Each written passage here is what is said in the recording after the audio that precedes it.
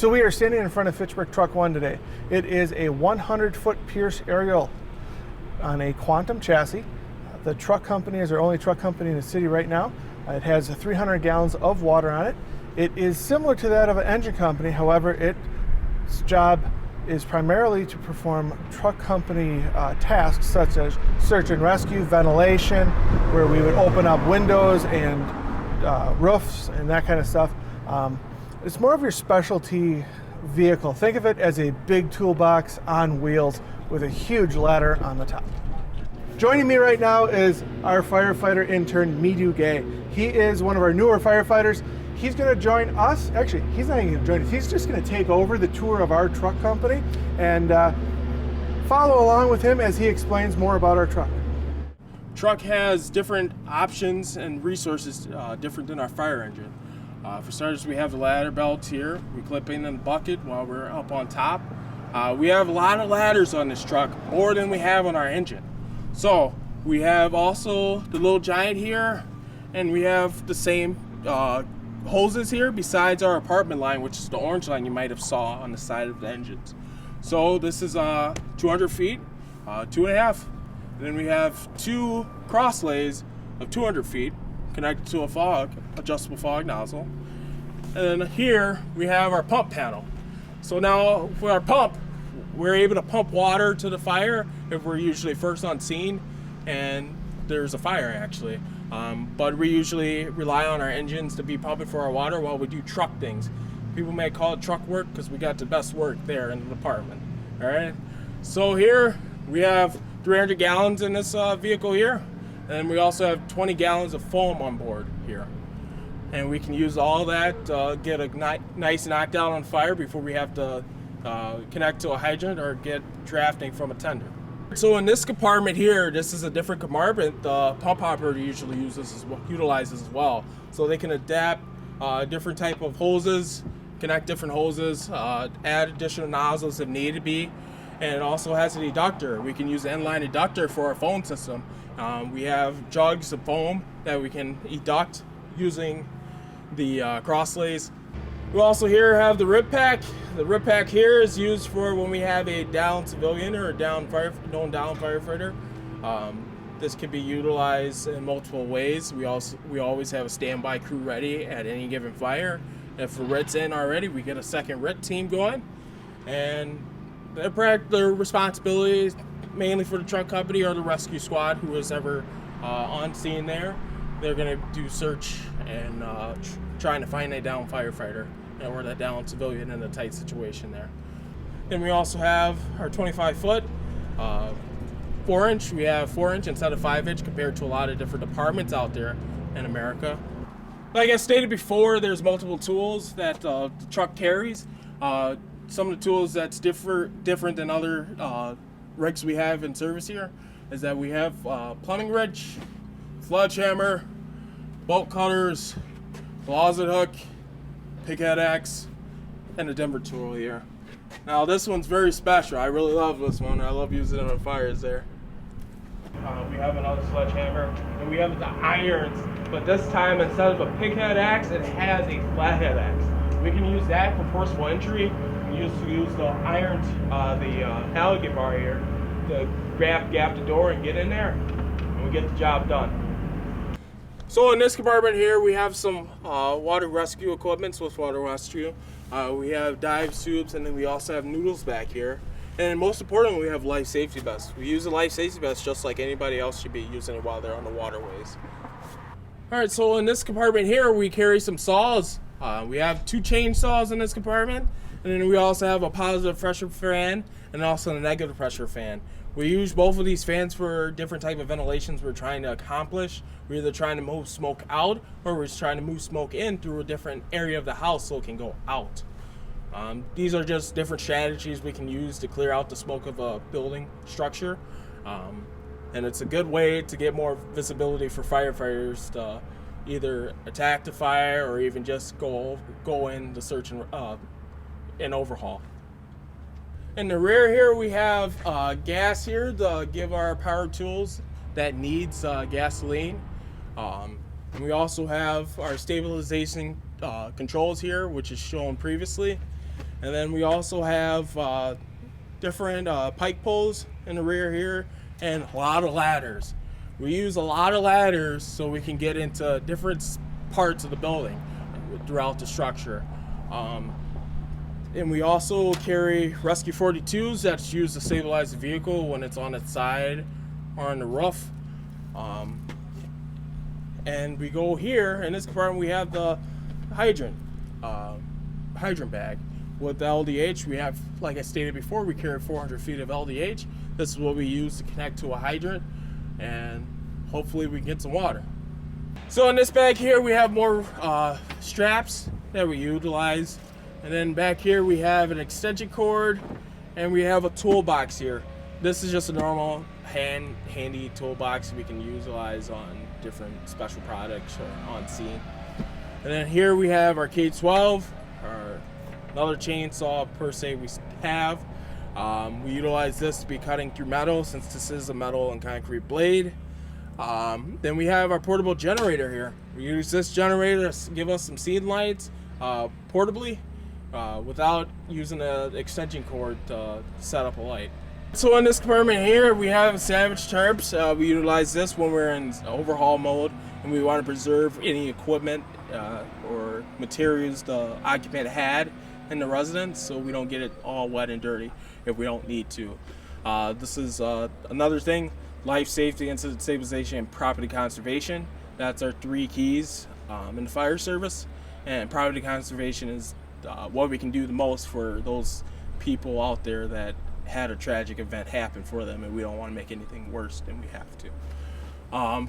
Here we also have oil dry, and we also have salt.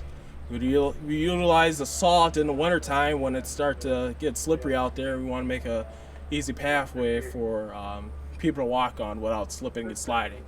We also use the oil dry to pick up fluids that might have been released on an accident scene when there's fluids all over on the ground. This is what we use to help clean it up, pick up all the fluids.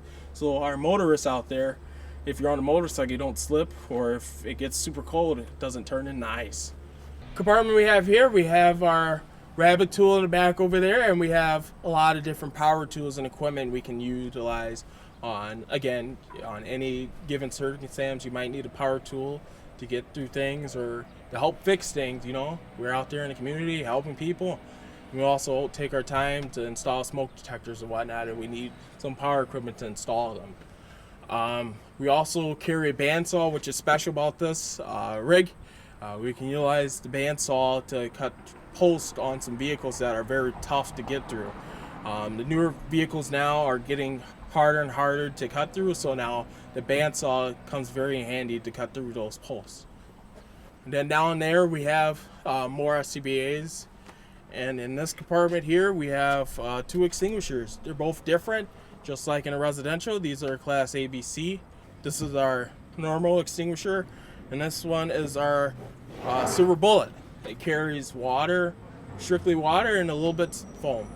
So in this compartment here we carry airbags, and we have the controls here for the airbags, and we also have a lot of cribbing. Again, we have to utilize the cribbing to stabilize the vehicle when it's down or it shouldn't be able to move, so we're able to work inside the vehicle safely without it moving on us. We have a lot of different batteries for all of our power tools on board of this vehicle. We are fortunate enough to have Milwaukee tools and Hearst equipment tools. For this Hearst, we have the cutters and then we have the spreaders. They do two different things: one cuts and one spreads. Then we also have our ram here. This comes a lot in handy when we want to do a push or even get in the door forcible entry wise. Spread the beams there. And then we also have window cutter, and we have our special tool here, little handle.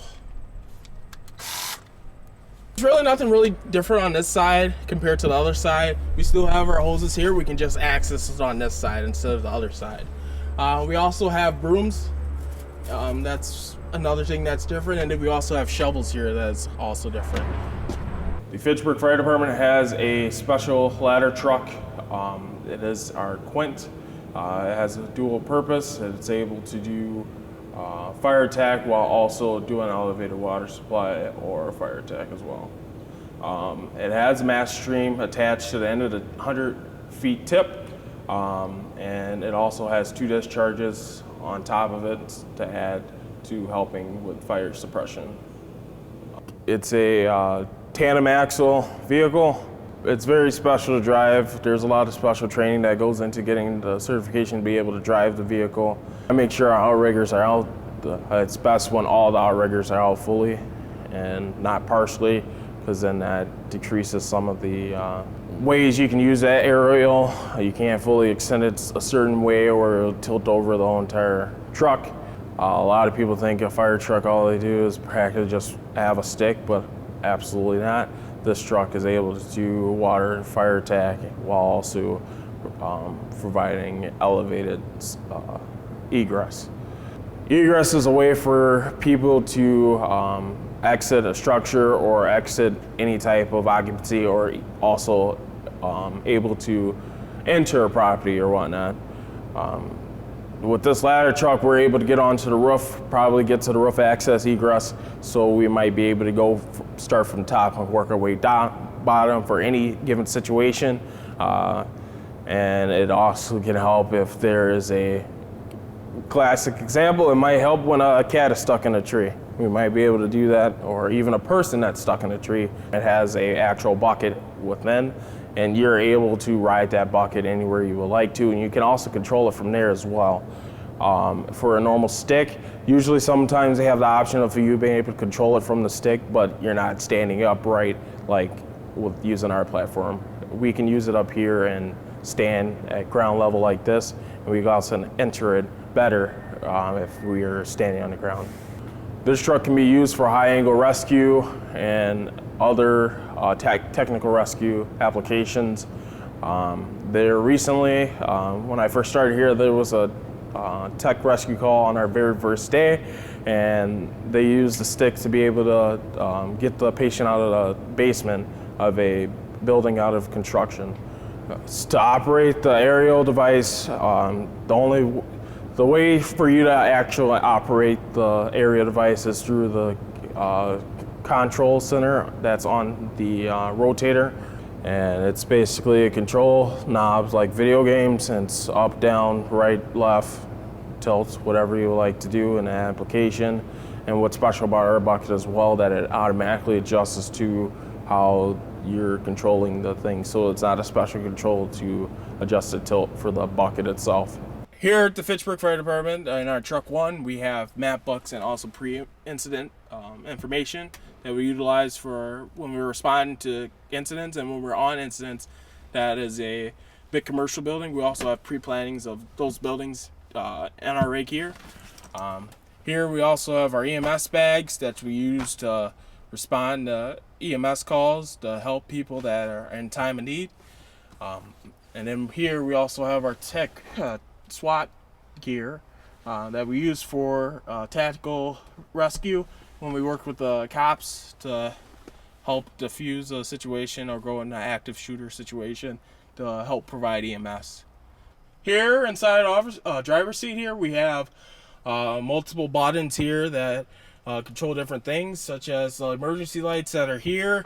Then we have the siren at the bottom. And then don't do the air horn. yeah, the air horn's right here. And then we have the controls to put it in mump over here as well, and to activate the area device. And that's pretty much it. So now also in the officer's seat in the truck here, we have our tick camera, we have a box light, we have the NDC, and we also have an iPad that we use for inspections. Just like every fire seat, there is a SBA mounted, besides the driver's seat that doesn't have SBA mounted.